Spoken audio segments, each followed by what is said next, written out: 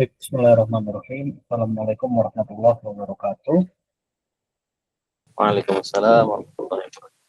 Alhamdulillahirrahmanirrahim. Wabillahi ala dunia wadin. Wassalamu ala asrofil anbiya'i wal mursalin wa ala alihi wa sahbihi ajma'in. Amma ba'du.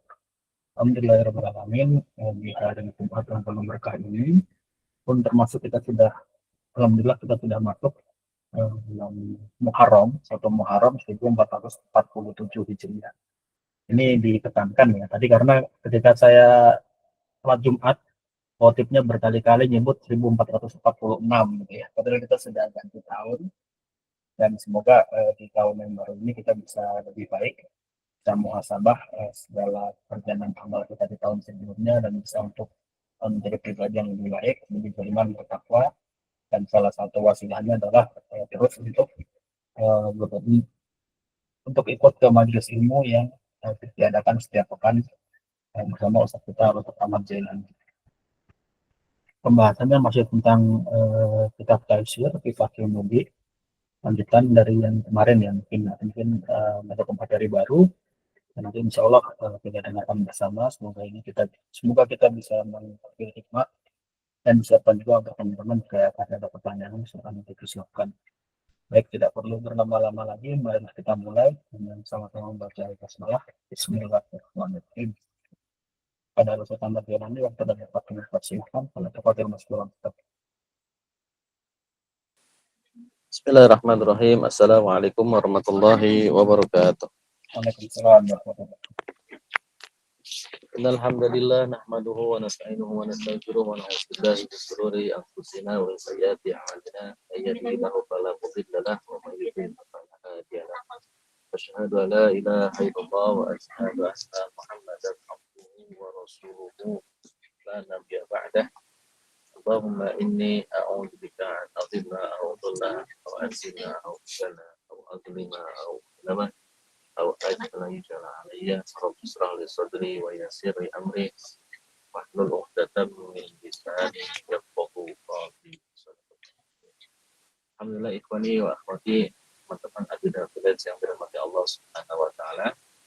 Kita bersyukur kepada Allah Subhanahu wa taala pada hari ini tanggal 1 Muharram 1447 Hijriah kita diberikan kemudahan kesempatan oleh Allah untuk bersama-sama mencari ilmu, memperkuat keimanan kita, tambah takofah keislaman kita, dan juga mempererat silah ukhuwah di antara kita melalui kajian rutin bersama teman-teman. Salawat dan salam juga tak lupa kita curahkan kepada Nabi kita Sallallahu Alaihi Wasallam seperti qudwah hasanah. Semoga Allah Subhanahu Wa Taala menguatkan hati kita untuk senantiasa istiqomah mengikuti Rasulullah dalam segala aspek kehidupan. Dia juga memberikan kesempatan kepada kita untuk bisa berjumpa dengan beliau di surga nanti. Amin ya Allah ya Rabbal alamin.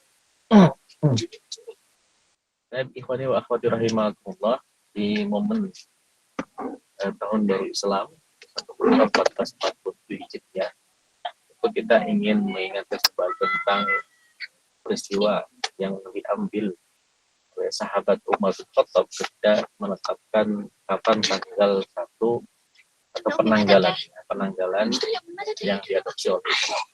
Karena sebelumnya ketika belum ada penanggalan fidyah ini, kaum muslimin masih mengikuti penanggalan orang-orang Arab yang pada waktu itu tidak ada penanggalan, lebih kepada tahun. Jadi orang-orang Arab pada waktu itu menghitungnya itu bukan dengan model tanggalan seperti yang kita kenal saat ini, tapi mereka lebih kepada mengingat tahun ya. Dan tahun-tahun itu diberi nama dengan satu peristiwa yang besar, dalam tahun gajah misalnya ada peristiwa diserangnya Ka'bah oleh Raja Abraha dengan pasukan gajahnya, maka disebutlah tahun gajah. Maka kemudian para sahabat berdiskusi tentang bagaimana kita menetapkan tanggal. Maka Sayyidina Umar radhiyallahu anhu memberikan usulan bahwa tahun 1 Islam itu dimulai dengan hijrahnya kaum muslimin, ya, hijrahnya Rasulullah SAW dan kaum muslimin dari Makkah ke Madinah. Tanggal 1 Muharram itulah kemudian ditetapkan sebagai awal penghitungan Islam, ya, awal penghitungan tentang Islam. Jadi 1 Muharram, 1 Muharram atau 1 Hijriah, ya. Nah, peristiwa hijrah ini tentu peristiwa sangat penting sehingga diambil sebagai momen oleh kaum muslimin untuk penetapan atau penanggalan kaum muslimin. Karena peristiwa hijrah itulah terjadi perpindahan, tidak hanya perpindahan tempat, tetapi juga perpindahan keimanan yang awalnya menganut pemikiran keyakinan jahiliyah atau kemusyrikan, kemudian kaum muslimin yang memegang teguh keimanan atau agama tauhid. Jadi saat itulah kaum muslimin berkomitmen melalui peristiwa Baiat Aqabah kedua untuk mengimani Allah dan Rasul-Nya, kemudian menyerahkan segala harta jiwa dan juga keluarga demi Islam, ya. Bahkan orang-orang Ansor atau orang-orang Yasrib Madinah pada waktu itu menyatakan bahwa pembelaan kita terhadap Rasulullah seperti hanya atau melebihi pembelaan kita kepada anak kita, menunjukkan komitmen orang-orang Madinah pada waktu itu kepada Rasulullah SAW. Dan setelah kemudian Rasulullah SAW menetapkan untuk memerintahkan seluruh kaum muslimin untuk pindah ke Madinah karena akan ditegakkan suatu peradaban di Madinah. Dan Madinah waktu itu sudah disiapkan dengan wasilah dakwahnya Mus'ab bin Umair, ya, yang diutus oleh Rasulullah SAW untuk mendidik, membina kaum muslimin yang baru-baru awal di Madinah, insyaallah. Jadi peristiwa hijrah ini adalah peristiwa yang sangat besar, momentum yang sangat besar, di mana peran sentral peristiwa hijrah ini sebenarnya ada di sahabat Mus'ab bin Umair, ya, bagaimana beliau ini ketika saat Rasulullah sudah masuk Islam itu, kemudian diminta oleh Rasulullah untuk mengajarkan kaum muslimin di Madinah, dan hanya dalam waktu kurang lebih 1 tahun Mus'ab bin Umair berhasil mengislamkan mayoritas penduduk Madinah, kemudian bahkan melaksanakan sholat Jumat pertama kali itu di Madinah dengan imamnya adalah sahabat Mus'ab bin Umair radhiyallahu anhu. Jadi peristiwa. Jadi artinya dari situ kita bisa belajar bahwa memang sumber inspirasi, sumber ilmu, sumber peradaban itu berasal dari Rasulullah SAW, tetapi secara aktor yang perubahan di Madinah itu adalah seorang sahabat Mus'ab. Artinya bahwa perubahan yang kita inginkan saat ini gitu ya, ketika kondisi kaum muslimin sekarang tidak dengan Islam, gitu ya, kita tidak tinggal di dalam habitat Islam, bahwa perubahan itu bisa kita lakukan. Ya, tidak perlu seorang nabi yang melakukan perubahan. Karena dulu pun perubahan di Madinah itu yang menjadi tonggak peradaban Islam itu adalah seorang sahabat, yaitu bukan nabi, sahabat nabi, yaitu Mus'ab bin Umair. Insyaallah ini ya. Ini ibrahnya adalah pelajarannya, perubahan itu bisa kita lakukan oleh siapapun selama dia meyakini dan mengadopsi apa yang dilakukan oleh Rasulullah SAW. Nah, disitulah kemudian peran kita saat ini. Kita ingin kehidupan umat Islam itu makin lama makin baik, itu dengan Islam. Kita juga sudah paham, sudah menjadi rahasia umum, ya, sudah menjadi hal yang sudah umum, sudah diketahui semua orang bahwa negeri kita atau kehidupan kita itu tidak berlandaskan kepada Al-Quran As-Sunnah. Ya, makanya kesyirikan di mana-mana, kemaksiatan di mana-mana, kezaliman di mana-mana, penghinaan di mana-mana, bahkan penindasan terhadap kaum muslimin itu terjadi di mana-mana. Ya, ini disebabkan karena tidak dilaksanakannya atau kehidupan ini tidak dilaksanakan berdasarkan Al-Quran As-Sunnah, kemudian syariat Islam. Nah, oleh karena itu, tentu keinginan kita untuk berhijrah, untuk berubah itu harus kita tanamkan pada diri kita dan keluarga kita minimal, serta komunitas hidup kita, apakah itu di tempat kerja atau komunitas yang lainnya, gitu ya. Bahwa kita harus hijrah, dan ketika orang hijrah itu insya Allah berikan kekuatan, Allah berikan petunjuk dan topiknya ada orang-orang yang tapi ikhwan wa akhwat rahimahullah, itu mukadimah ya, mukadimah terkait dengan momen kita 1 Muharram 1441 ya. Semoga Allah berikan istiqomahan pada hati kita untuk tetap beristiqomah atau membuat kita lebih baik lagi ya dari situ.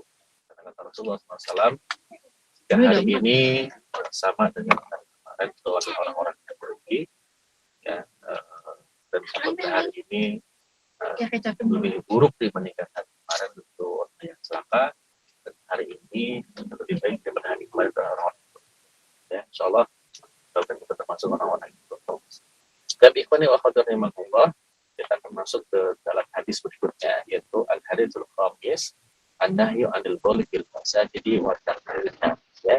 Jadi larangan mau kencing di masjid ya, masjid-masjid dan mengotorinya. Jadi an Abi Hurairah radhiyallahu anhu qala qama a'rabiyyun fabala fil masjid fatanawalahun nasu faqala lahum an-nabiyyu sallallahu alaihi wasallam da'u wa hadikum ala baulihi sajlan mimma aw danuban mimma fa innama bu'istum muyassirina wa lam tum'asu mu'assirin. Hadis riwayat Bukhari. Dari Abi Hurairah radhiyallahu anhu berkata, qama Arabiyun, seorang Arab Badui, orang Arab pedalaman, berdiri. Fabala bil masjid, kemudian dia kencing di masjid, kencing di Masjid Nabawi. Nah, para ulama meneliti siapakah yang dimaksud dengan A'rabiyun ini. Ada 3 orang yang disebutkan. Yang pertama adalah Al-Aqra' bin Habis, yang kedua adalah Uyainah bin Husain, yang ketiga adalah Dzul Khuwaisirah al-Yamani. Nah, di antara 3 nama ini, yang paling rajih itu adalah yang ketiga, Dzul Khuwaisirah al-Yamani. Seorang orang yang belum tahu, orang yang belum masuk Islam bisa jadi. Ya. Nah, fil masjid ini maksudnya adalah Masjid An-Nabawi. Ya, Masjid Nabawi dulu kan tidak sederhana dengan lantai masih pasir gitu ya. Maka si orang Baduy ini itu kencing di dalam masjid itu di atas pasir, ya, itu di atas pasir, bukan di lantai seperti sekarang. Gitu ya. Karena dulu kan masjidnya masih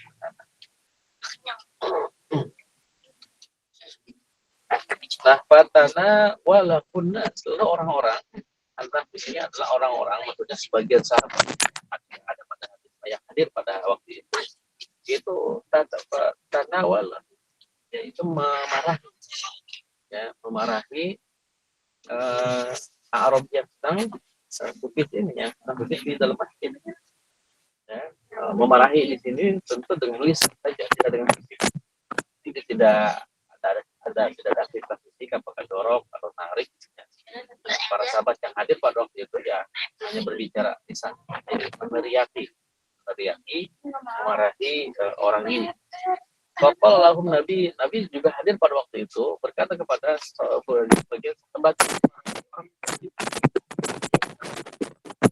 biarkan dia. Jadi tidak. Wahariku ala baulihi, biarkan dia selesaikan. Jadi biarkan dia, dan hariku yakni ala baulihi, siramlah oleh kalian. Jadi Rasulullah SAW memerintah sahabat untuk membiarkan dia sampai selesai, gitu kan? Nah, biarkan dia sampai selesai kencing di masjid itu. Jadi jangan dimarahin. Ya, tentu ini ada tujuannya Rasulullah meminta para sahabat itu tidak memarahi, karena kalau orang ini dimarahi langsung, dia akan kaget. Ya. Ketika kaget, dia kan akan ibarat kata air kencingnya bisa kemana-mana. Bisa kemana-mana karena dia kaget dimarahi, kemudian air kencingnya bisa kemana-mana. Padahal dia sedang kencing dan belum selesai. Gitu ya. Nah, bayangkan kalau belum selesai, sedang pipis yang berdiri misalkan, ya, lalu dimarahin, ditarik-tarik atau terus kemana-mana. Jadi najisnya bisa lebih luas kemana-mana, bisa lebih melebar kemana-mana. Maka kami katakan ya biarkan saja dia sampai selesai.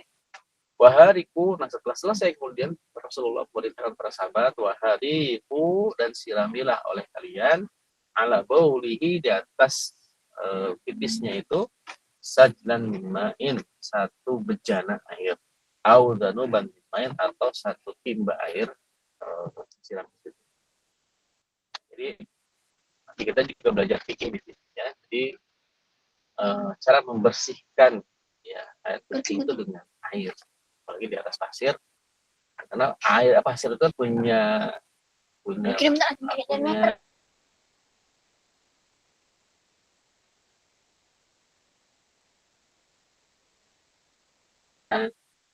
punya cara yang dengan air. Karena sesungguhnya aku atau kalian, namu itu, sesungguhnya kalian semua kaum muslimin pada waktu itu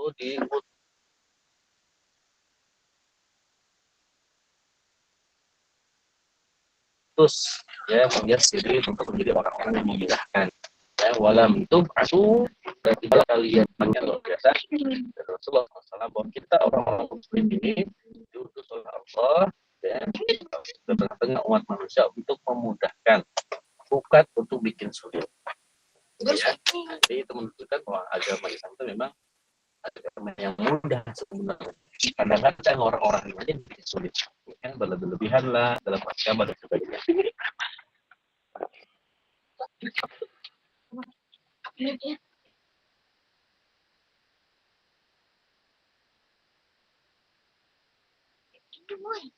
Jadi mudah kan, mudah. Jadi coba kita lihat ini terkait dengan hadis-hadis ini. Yang pertama adalah hadis ini mengandung makna tentang at-taisiru simatul umat Islam. Jadi memudahkan itu adalah salah satu bagian daripada sifat umat Islam. Nah, ini diambil dari kalimat tadi, yuqadu min qawlihi sallallahu alaihi wasallam, innama bu'istum muyassirin. Sesungguhnya kalian itu diutus untuk memudahkan, untuk menjadi orang-orang yang memudahkan. Ya. Nah, dari mana kita bisa tahu bahwa kamu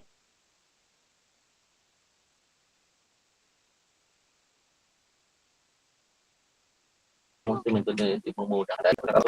Ya, kita itu administrasi itu cara kita menyulitkan. Justru dalam Islam itu urusan administrasi itu sifatnya adalah harus memudahkan. Jadi memudahkan dan cepat. Nah, jadi sifat urusan administrasi dan teknis dalam Islam itu adalah bagaimana kita membuat sistem yang mudah dan cepat. Nah, jadi jangan membuat sistem yang rumit, ya. Karena prinsipnya dalam hal pelayanan kita kepada umat Islam ini, ya berilah yang mudah. Apalagi misalkan ini objeknya adalah orang yang belum masuk Islam. Ya. Nah, karena dengan peristiwa ini, menurut penjelasan para ulama, orang yang Arabi ini ketika mendapatkan perlakuan dari Rasulullah dan kaum muslimin tadi, itu malah terkesima dan akhirnya masuk Islam. Nah, jadi kadang-kadang orang itu menjadi fobia, ya, fobia dengan Islam ketika melihat sesuatu yang membuat mereka itu takut, khawatir, gitu ya, yang bisa sulit, gitu kan. Nah, justru dengan melihat amalnya kaum muslimin itu akan menggambarkan ternyata memang Islam itu adalah agama yang mudah. Kenapa? Karena Islam itu agama yang memang sesuai fitrah manusia. Nah, jadi kalau itu benar-benar manusia ya, dia pasti akan bisa masuk Islam. Ya, kenapa? Karena tadi Islam itu adalah agama yang sesuai dengan fitrah manusia.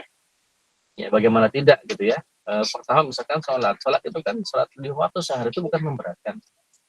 Justru manusia itu secara fitrah dia kan punya goriza, ya. Punya goriza itu tadayun, punya naluri untuk beragama, naluri untuk mengkuduskan atau mensucikan sesuatu. Maka difasilitasi oleh Islam dengan sholat 5 waktu, minimal 5 waktu yang wajib, gitu kan? Maka disitulah naluri untuk mensucikan itu tersalurkan,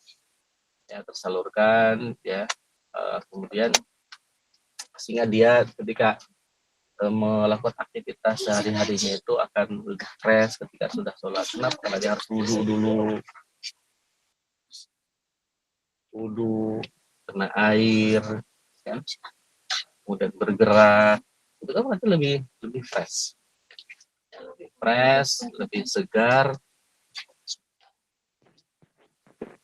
sehingga pikiran kita pun bisa lebih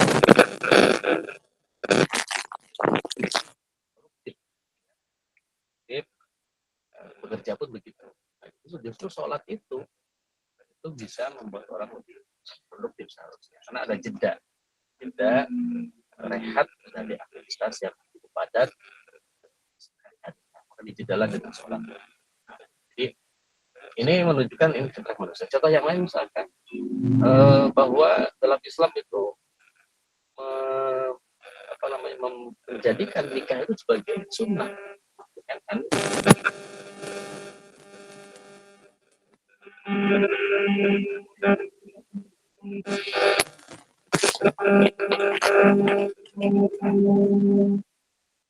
Jadi nikah itu kan berarti menunaikan apa? Fariidah juga. Fariidah itu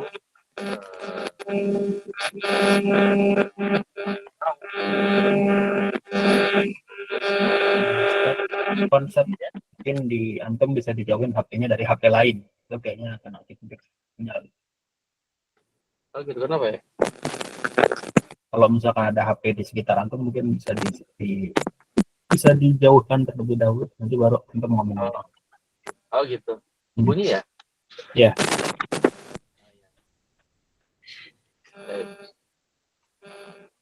Nah jadi Gorizatun Nau itu kan perlu ditunaikan, nah, bukan dikekang, bukan dihentikan. Gitu. Maka kalau ada ajaran yang membatasi seseorang untuk tidak boleh nikah misalkan, justru itu tidak sesuai fitrah manusia. Ya, tidak sesuai fitrah manusia, karena fitrah manusia itu Gorizatun harus ditunaikan.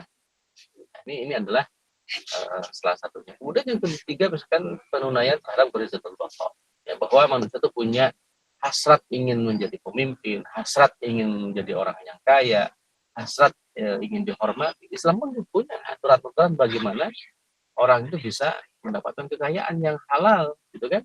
Islam tidak melarang kaum muslimin itu untuk menjadi orang kaya, tapi ada caranya, kan? Ada cara yang lebih diberkahi, kemudian ada cara yang itu memang yang dihalalkan oleh Islam. Nah, bukan malah melarang kaum muslim itu menjadi orang kaya, tidak, justru mendorong kaum muslim itu menjadi orang-orang yang banyak sedekah, ya kan, banyak berbagi. Itu kan dorongan-dorongan ini akan bisa dilaksanakan apabila dia memang memiliki harta yang berlebih, gitu kan.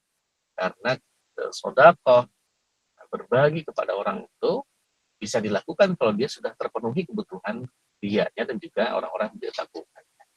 Nah, jadi ini tentu sesuai fitrah manusia. Artinya manusia itu punya Gorizatun Baqarah, jati diri dan sebagainya, dihormati. Dalam Islam pun juga kan kita ada dalam hadis Rasulullah itu kan menyatakan ya, jadi la yurham malam yurham. Jadi tidak akan dihormati orang yang tidak menghormati. Itu adalah hadis Rasulullah. Jadi ini adalah dorongan bagi kita untuk menghormati kaum muslimin, saudara kita, ya, menghormati yang lebih tua, menyayangi yang lebih kecil, gitu kan. Yang kita juga menghormati sahabat-sahabat teman kita yang sepadan, gitu. Dengan cara apa? Salah satunya adalah misalkan kita tidak boleh dalam Islam itu kita dilarang, haram hukumnya berbisik-bisik, gitu kan, dan mengesampingkan satu orang teman kita. Misalkan sedang bertiga nih, ya bertiga, terus dua orang ini malah bisik-bisik, yang satu itu dibiarkan tidak diajak ngobrol, maka dalam Islam tidak boleh, itu diharamkan. Ya, nah ini konteksnya memang tidak hanya sebatas 3 orang, ya, bisa juga 5 orang, yang 4 orang bisik-bisik ngobrol, yang satu diabaikan, itu juga tidak boleh. Atau 100 orang yang 99 itu ngobrol diskusi, yang satu diabaikan, nah, itu tidak boleh. Nah ini lebih begitu, artinya apa? Tidak apa, dengan begitu kan khawatir menyakiti orang yang satu ini. Tidak boleh ada diskriminasi, tidak boleh ada pengecualian seperti itu yang bisa membuat saudara ini sakit hati atau merasa dijauhi. Jadi ini sesuai dengan manusia, bahwa manusia itu ingin dihormati, ingin mendapatkan pengakuan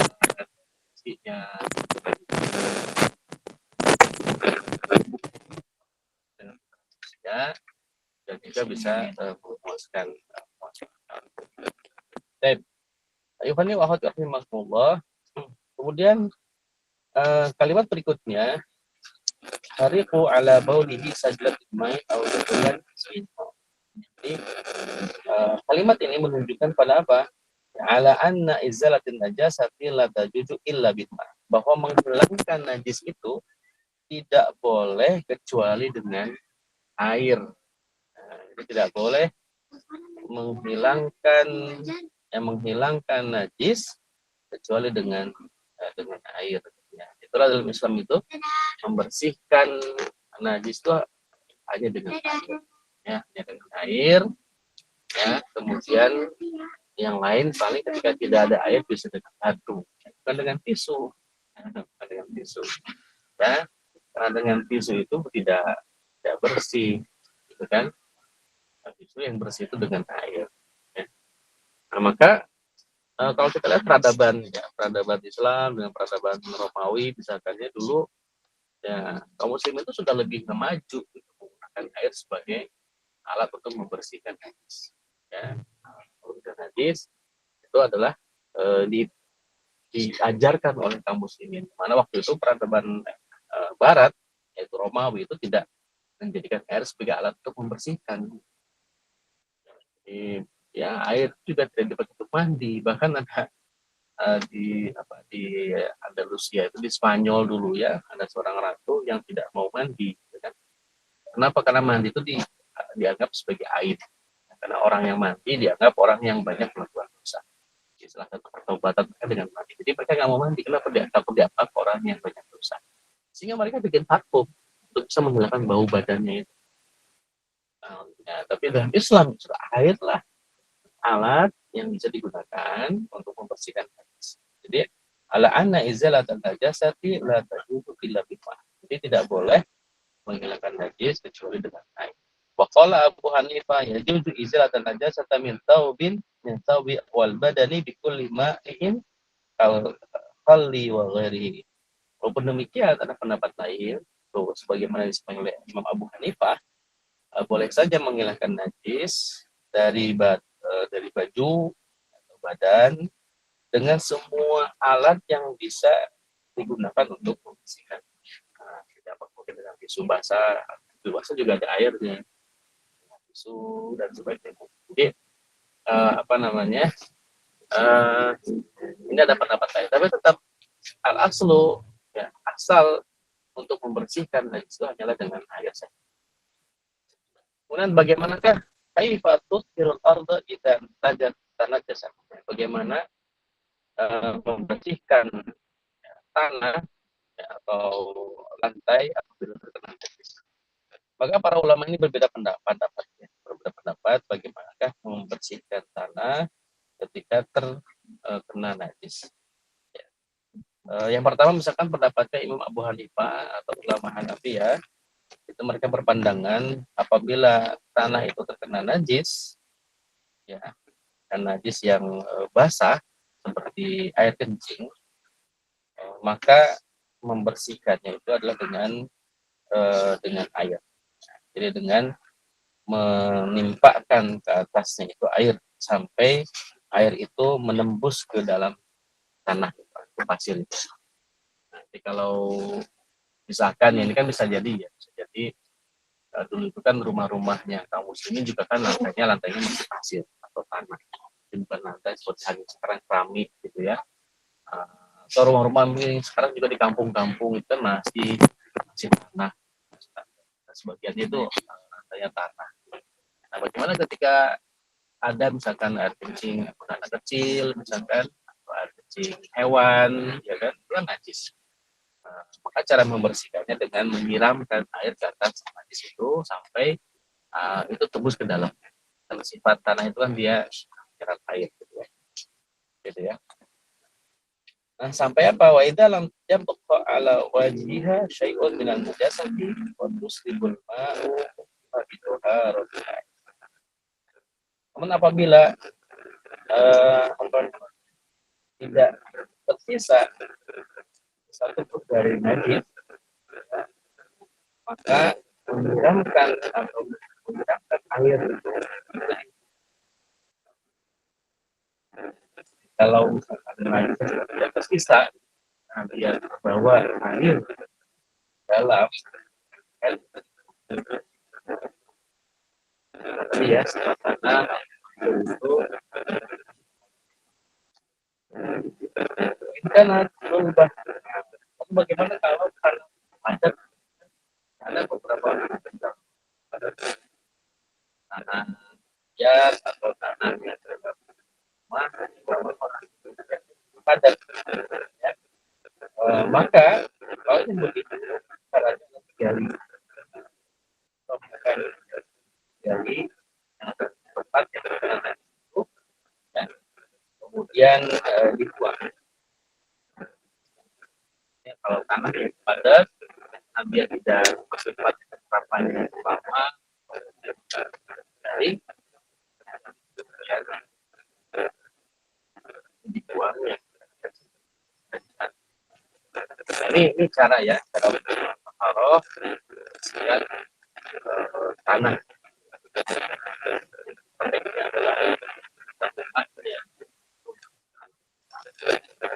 Tapi kalau misalkan kayak perang itu ketika kita membersihkan di atas lantai, pastikan balusan usapan pertama itu adalah yang bisa kita langsung buang, atau misalkan pakai kain yang basah dilap, kemudian dicuci dulu tuh kainnya. Setelah cuci baru kemudian kita lap lagi, terus cuci lagi, lap lagi, cuci lagi, baru dikeringkan. Jadi jangan langsung pakai alat pel gitu kan, karena najisnya pasti akan nempel. Nah, kadang-kadang lupa ya, kita itu membersihkan lantai yang terkena najis pakai alat pel, langsung gitu dibersihin sampai kering, habis itu alatnya tidak dibersihkan lagi. Padahal itu di situ ada najis yang nempel. Tapi ketika dipakai untuk mencuci lantai yang lain, itu najisnya bisa kemana-mana. Ya, jadi ini masya Allah ya, Islam itu memperhatikan hal yang sepertinya seperti sederhana sih, ya, tapi itu menunjukkan perhatian ya Islam terhadap kesucian dan kebersihan tempat kita. Nah, jadi Imam Daruqutni juga memberikan pendapat jika najis itu tanah itu tanah yang keras ya, terkena najis, maka caranya sama, baru makanan digali tempatnya, semua subuh alaihi danuban, kemudian siramkan ke atas tanah yang sudah digali tadi, danuban satu ember timba air. Tadi digali dulu, dibuang najisnya, sudah disiram yang bawahnya, mungkin khawatir ada yang kecil gitu ya, karena yang bawah itu tentu kan tidak lebih keras daripada yang atas. Yang keras itu kan yang atasnya, yang padat itu yang atas, bawahnya tetap dia gembur, sehingga ketika disiram itu dia bisa menyerap ke bawah. Nah, itu ditimpa lagi dengan air yang suci, dengan tanah yang suci lagi yang tidak, insyaallah. Itu caranya ya, insyaallah. Kemudian yang terakhir, hadis ini ada 3 poin ya, kita bisa ambil. Yang terakhir adalah ahkamul istinbat tidak ulama dengan hadis. Jadi hukum-hukum bagaimana ulama itu mengambil dalil.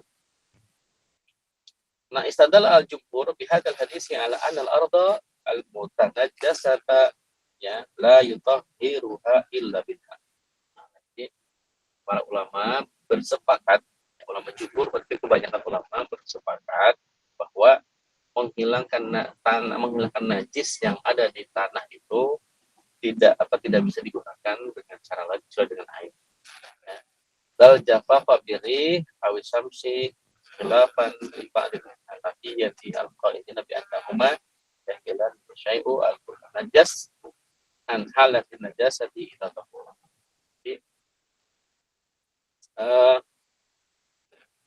Begitupun juga tanah yang kering atau tanah yang terkena cahaya matahari panas ya, dia menjadi kering, itu tetap cara membersihkannya dengan air ya.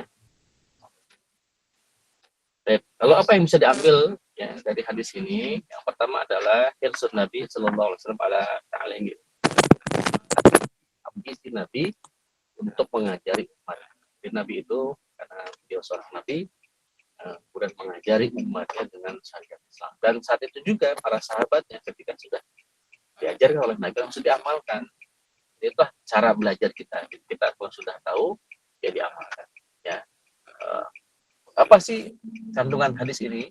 Yang pertama tadi, arifku bil jahili wa ta'limuhu ma yulzamu min ghairi ta'lim. Ya. Jadi yang pertama itu adalah bagaimana kelemah lembutan kita terhadap orang yang jahil, terhadap orang yang bodoh, orang yang tidak berilmu, dan mengajarinya tanpa harus dengan kekerasan. Ya, jadi kalau kita mengajari teman kita atau madu kita ya kan dengan Islam, tapi kok nggak ngerap-ngerap gitu ya ilmunya, yang sabar gitu ya, sabar, kita tetap nasihati dia dengan lisan kita, tak perlu dengan cara kekerasan, tidak perlu dengan cara mukul atau yang lain ya. Jadi ini pun kami mengajarkan kepada kita untuk mengajari muslimin dengan cara yang tidak kekerasan, tapi dengan cara yang lemah lembut gitu ya.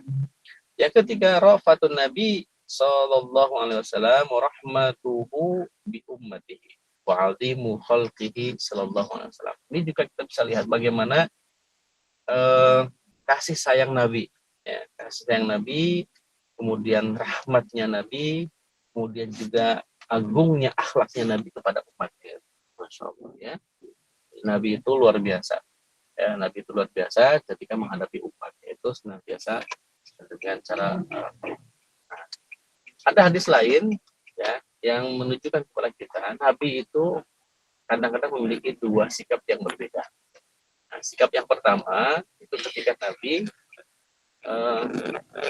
mendapatkan perlakuan yang tidak baik dari orang.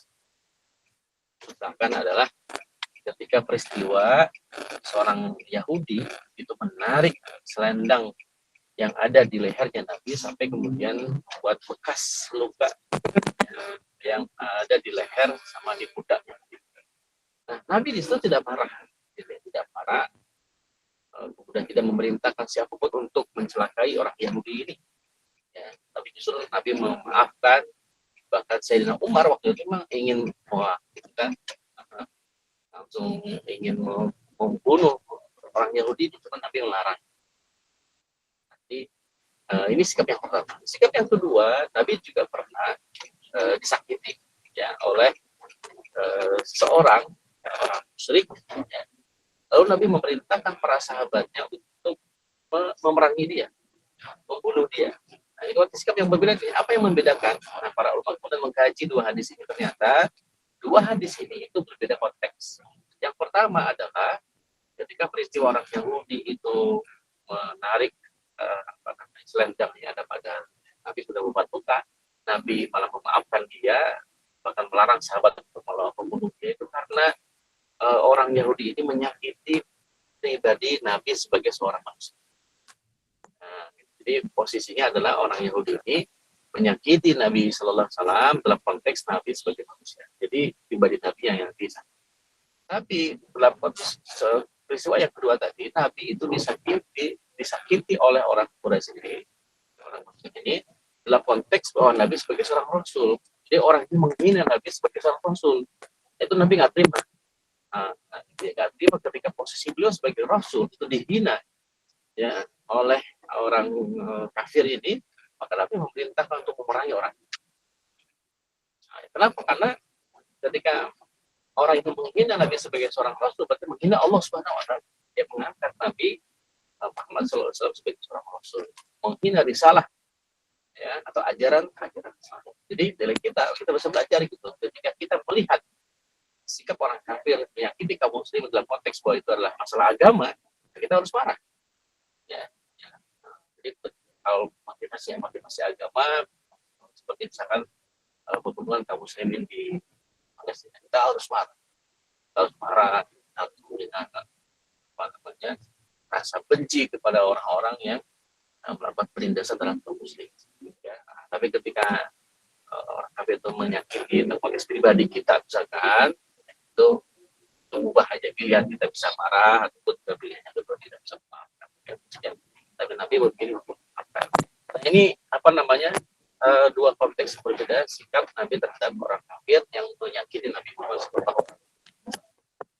Nah, ini menunjukkan tadi rahmatun Nabi, ya, kasih sayang Nabi Sallallahu Alaihi Wasallam. Yang keempat, siyatul masajidi wa tansifuha 'alal aqdari wa hadasa. Jadi bahwa kita tuh diminta oleh Nabi untuk menjaga, ya, menjaga masjid-masjid dan mensucikan masjid dari segala macam kotoran dan najis-najis. Ya, maka bagi kita orang yang suka ke masjid itu seyogianya ketika sholat itu lihat ada satu kotoran saja, apakah itu misalkan kadang kertas atau apa namanya kuku orang misalkan yang kadang dimaksudkan di karena suka nungguin kuku ya, orang iseng itu lagi nungguin khutbah atau apa ngorek-ngorek kuku bercopot di situ, itu ambil segala macam kotoran kita ambil, itu masya Allah walaupun kecil gitu kebaikannya luar biasa. Allah akan menghitung itu. Ya, jadi kita membersihkan masjid dari segala macam kotoran. Apalagi kalau misalnya kita membersihkan dengan cara ngepelnya, nyampurnya, masya Allah. Ya ini kita akan mendapatkan pahala jariah. Mungkin kita tidak bisa membangunnya, tapi kita bisa menjaganya. Dan menjaganya itu orang-orang yang nyaman beribadah di masjid itu. Maka insya Allah kenyamanan orang itu pahala juga akan mengalir pada kita. Pada kita untuk menjaga masjid agar tetap suci, agar tetap bersih, terbebas dari segala macam kotoran dan juga najis. Jadi kalau kita bisa melihat kadang-kadang ya, kalau kita ke mall itu kan atau ke tempat umum ada musola kecil itu kadang ada kotoran cicak ya kotoran itu ya kotoran cicak atau apa yang tidak terawat ya insyaallah ya. Dan ada bagus juga ya seorang YouTuber ya yang suka bersihin apa masjidnya. Nah, itu bagus. Insyaallah ya. Akan mendatangkan kebaikan bagi kita. Dan terbukti ya. Orang siapa namanya itu? Masjid itu Asep ya kalau salah. Itu ada yang ngumrohin dia, itu kan ada yang ngasih macam-macam itu. Kebaikan yang dia dapatkan kan dari membersihkan ya. Jadi yang kelima, apa yang bisa kita ambil dari hadis ini? Al-ikhtirazu minan najasati kana muqarraran fi nufusi sahabati wa hadza ankaru bi hadratihi sallallahu alaihi wasallam qabla isti'dzanihi. Ya. Jadi menghilangkan najis gitu kan. Ini menjadi ketetapan ya, pada diri-diri sahabat. Nah, jadi cara Nabi mencontohkan atau membersihkan najis itu menjadi sebuah ketetapan bagi para sahabat. Artinya menjadi ilmu bagi para sahabat, menjadi pelajaran bagi sahabat sekalian, gitu ya. Dan disitulah kemudian mereka para sahabat itu tidak berani setelah ada larangan dari Nabi untuk tidak menghardik orang yang sedang mau tipis tadi. Nah, jadi disitulah kemudian sahabat bisa belajar ya, bagaimana cara menasihati orang, ya, bagaimana kemudian cara membersihkan najis, gitu kan? Nah, ini pelajaran yang berharga bagi sahabat. Dan begitu pun juga kita sebagai selaku umatnya, kita harus menjadikan ini sebagai sebuah pelajaran juga. Ya, para sahabat itu menjadikan sebagai sebuah pelajaran. Ya, ilmu bagi kita bagaimana kan Nabi melakukan cara menasihati orang lain yang jahil tadi, buat cara membersihkan najis tadi. Yang terakhir, ya, pelajaran yang bisa diambil dari peristiwa tadi adalah dafu a'dhabil mafsadataini bi ihtimali aisaruh. Ya. Mencegah mafsadat ya yang lebih besar ya, dari dengan memilih yang lebih. Nabi itu kan ketika membiarkan kan dua-duanya mafsadat ya. Jadi membiarkan dia kencing di masjid itu juga mafsadat, tidak boleh. Kemudian yang kedua melarang dia dengan cara tadi itu juga mafsadat, bisa buat kemana-mana. Kan Nabi memilih cara yang kedua yang lebih memudahkan dan mafsadatnya tidak melebar. Karena kalau dengan cara yang kedua artinya tidak membiarkan dia kencing langsung dimarahin, langsung dicaci maki sehingga dia bisa belum tuntas, itu kan bisa kemana-mana, mafsadatnya lebih bisa melebar lagi. Artinya lebih Kadang-kadang kita juga dalam kehidupan sehari-hari kita bisa eh, memilih ya akhafudururain. Kalau dalam beda fikih itu ada namanya akhafudururain. Jadi memilih yang lebih ringan mudaratnya. Nah, tentu mudarat di sini konteksnya bukan mudarat eh, dalam pandangan kita saja, dalam akal manusia, tapi dalam pandangan syariat. Jadi sesuatu disebut sebagai mudarat atau tidak mudarat itu bukan karena standarisasi akal kita. Karena kalau dikembalikan kepada standar akal manusia, tentu mudaratnya akan berbeda-beda. Maka cara menentukan mana yang mudarat, mana yang tidak itu dikembalikan kepada hukum syariat Islam. Karena Islam biasanya akan menentukan mana yang mudaratnya lebih besar dibandingkan yang lain. Misalkan seperti kebolehan ya bagi kaum muslimin memakan yang haram misalkan ya ketika dia dalam kondisi kelaparan. Nah, ya kan? Berarti ada dua mudarat ya. Mudarat pertama adalah kematian, mudarat yang kedua adalah memakan yang haram. Maka memakan yang haram itu mudarat ya haram, tapi lebih besar lagi kalau mudaratnya itu terjadi kematian. Nah, karena Islam itu menghargai harta nyawa, ya kan, maka kemudian Islam membolehkan bagi siapapun kaum muslimin memakan makanan yang haram ketika memang sedang kelaparan. Tapi kelaparan di sini adalah tentu tidak sampai kita kenyang banget, sebatas terpenuhinya rasa lapar tadi. Setelah itu dia stop dan dia mencari yang halal. Nah, dia agar ada tenaga untuk bisa memutarnya. Nah, ini atau memilih Quran itu dicontohkan oleh syariat. Gitu ya. Atau misalkan apa namanya seorang ibu ya yang sedang mengandung misalkan. Kadang-kadang kan ada kondisi di mana mungkin sedang kritis gitu ya. Kalau dokter memberikan pendapat bahwa si ibu ini itu apa harus dipilih gitu ya. Apakah membiarkan bayi itu lahir secara normal ya, tapi ibunya akan kritis, ya, Tuhan bisa berujung pada kematian, atau ya menyelamatkan sang ibu, membiarkan bayinya itu maka pilihan yang tepat itu akhafudurain itu adalah membiarkan si ibu itu tetap hidup dan biarkan bayi itu juga tetap wafat. Ya, walaupun semua dikembalikan kepada Allah. Walaupun manusia hanya memilih itu kan hanya aturan ya, aturan panduan dari Islam supaya kaum muslim tidak bingung dalam kondisi seperti itu. Nah, ketika kita pilih yang dua, misalkan kalau ternyata meninggal dua-duanya itu kan semuanya kembali kepada Allah. Ya. Dan ini kira-kira hal yang kita ambil dari hadis ini, kalau hadisnya dalam konteks orang orang Baduy yang tipis dia di masjid tapi banyak ilmu yang bisa didapatkan dari Allah lebih soal. Silakan bagi teman-teman mungkin ada terus 3 menit tadi ya untuk bertanya sampaikan foto. Jazakumullah khairan katsira Ustaz atas penjelasan materi pada siang hari ini. Silakan untuk teman-teman jika ada pertanyaan bisa langsung open mic atau ketik di kolom chat terkait materi pembahasan di siang hari ini. Pembahasan berputar sekitar apa namanya cara membersihkan najis ya di masjid utamanya, dan juga bagaimana cara kita mengingatkan seseorang dengan cara yang baik. Ya silakan jika ada pertanyaan. Fadhol.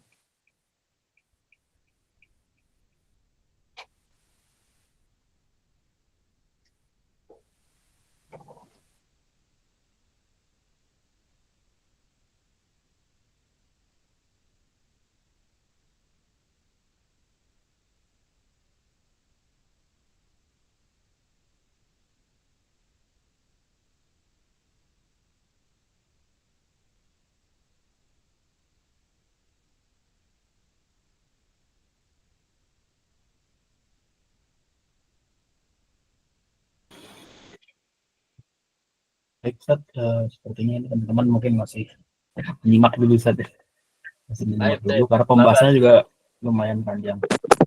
Nah ini sudah ada pertanyaan Ustaz dari Kang Isan. Izin bertanya, untuk kotoran cicak apakah najis Ustaz? Karena kan cicak sering ada di masjid juga tuh Ustaz. Setiap kotoran itu najis ya. Kotoran itu berupa air atau kotoran kotoran hewan ya. cicak gitu. Makanya itu harus sering dibersihkan. Harus dibersihkan karena kan ada suara cicak. Malah kalau mau dibunuh cicak juga nggak masalah. Kadang-kadang itu kan hewan yang bisa mengotori tempat, mengotori masjid atau musola, kalau di topeng. Nah, jadi bagusnya memang ketika kita mau sholat dipastikan. Karena kalau mau sholat itu kan harus dipastikan bersih, satu badannya, dua bajunya, yang ketiga tempat sholatnya. Nah, tempat sholat itu lebih kecil itu ya area sajadahnya. Yang lebih luas itu tutup wajib. Tidak sampai kemudian ada najis di tengah-tengah sholat. Kadang-kadang kita kalau tidak begitu, kita khawatir ya ketika kita sujud, nah itu kan di sajadahnya itu ada kotoran hewan. Harus dibersihkan termasuk kotoran.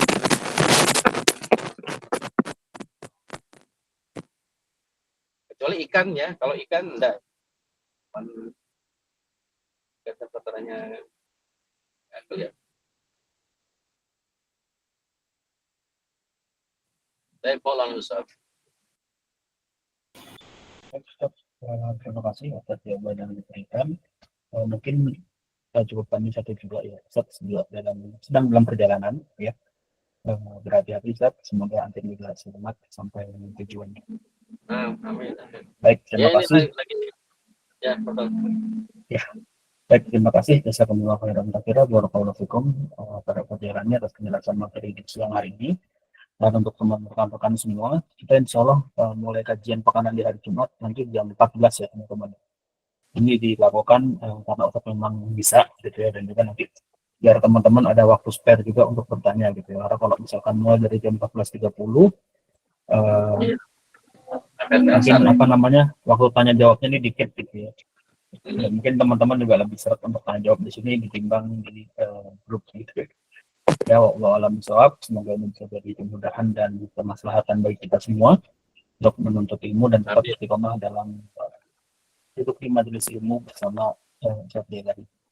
Terima kasih. Marilah kita tutup kajian pada siang hari ini dengan membaca Alhamdulillahirabbil alamin dan membaca doa kafaratul majlis. Subhanakallahumma wa bihamdika asyhadu an la ilaha illa anta astaghfiruka wa atubu ilaik. Terima kasih. Wassalamualaikum warahmatullahi wabarakatuh.